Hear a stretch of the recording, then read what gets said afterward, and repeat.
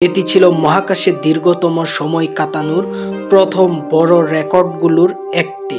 1971 সালে যখন বাংলাদেশে যুদ্ধ চলমান, রক্ত আর স্বাধীনতার সংগ্রাম, কিন্তু একই সময়ে মহাশূন্যে ঘটতে চলেছিল এক নতুন ইতিহাস, যা পৃথিবীর মানুষকে অবাক করেছিল, স্তব্ধ করেছিল। সেই সময়ে মহাশক্তি দুই দেশ, আমেরিকা আর সোভিয়েত ইউনিয়ন, ছিল এক ভয়ঙ্কর প্রতিযোগিতায়। কে আগে মহাকাশ জয় করবে আর কে আগে চাঁদে নামবে, এ নিয়ে ছিল অদৃশ্য এক যুদ্ধ। এই প্রতিযোগিতার মাঝেই সোভিয়েত ইউনিয়ন পাঠালো সোয়ুজ 11, আর এই মিশনই হয়ে উঠল মানব মহাকাশ ইতিহাসের সবচেয়ে ভয়ঙ্কর ট্র্যাজেডি। আজকের এই ভিডিওতে এমন তথ্যবহুল বিষয় নিয়ে আলোচনা করব, তাই ভিডিওটি স্ক্রিপ্ট না করে সম্পূর্ণ দেখার চেষ্টা করবেন। স্বাগতম আপনাকে ভাবনার জগতের নতুন আরেকটি ভিডিওতে।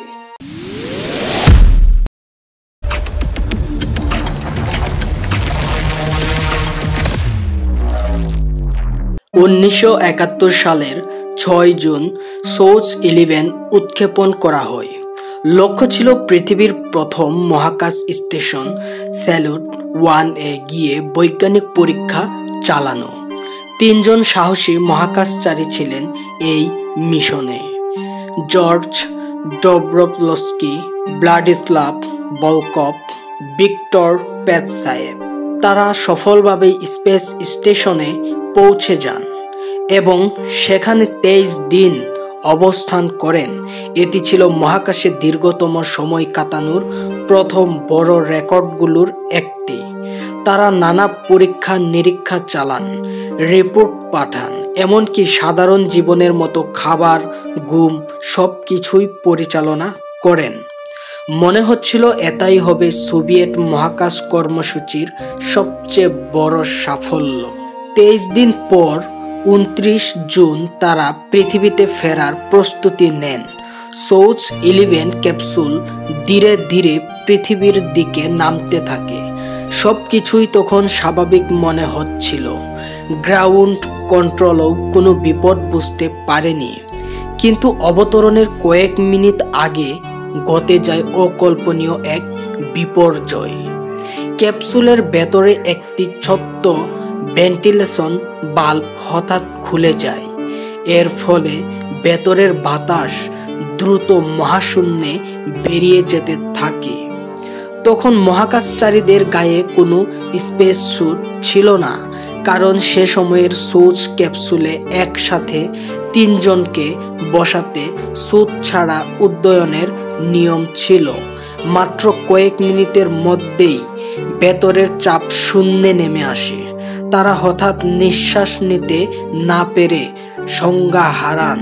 যখন ক্যাপসুলটি কাজাখস্তানের ভূমিতে অবতরণ করে, উদ্ধারকারী দল ছুটে যায় দরজা খুলতে, কিন্তু দরজা খোলার সাথে সাথেই দেখা যায় 3 জন মহাকাশচারী শীতে বসেই নিথর হয়ে আছেন।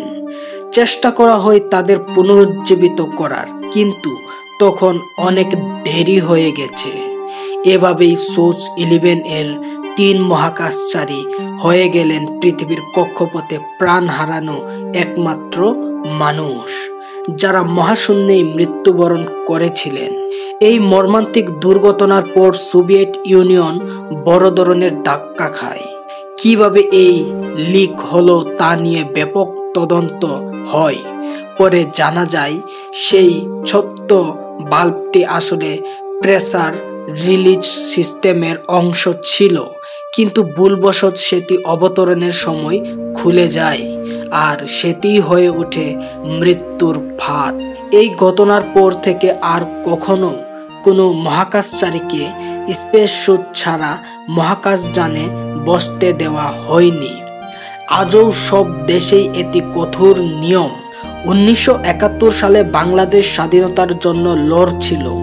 পৃথিবীতে চলছিল মহাযুদ্ধ, আর একই সময়ে মহাশূন্যে 3 জন মানুষ নিজের জীবন দিয়ে প্রমাণ করেছিলেন মহাকাশ জয় করা শুধু গৌরবের নয়, ভয়ঙ্কর ঝুঁকিরও নাম।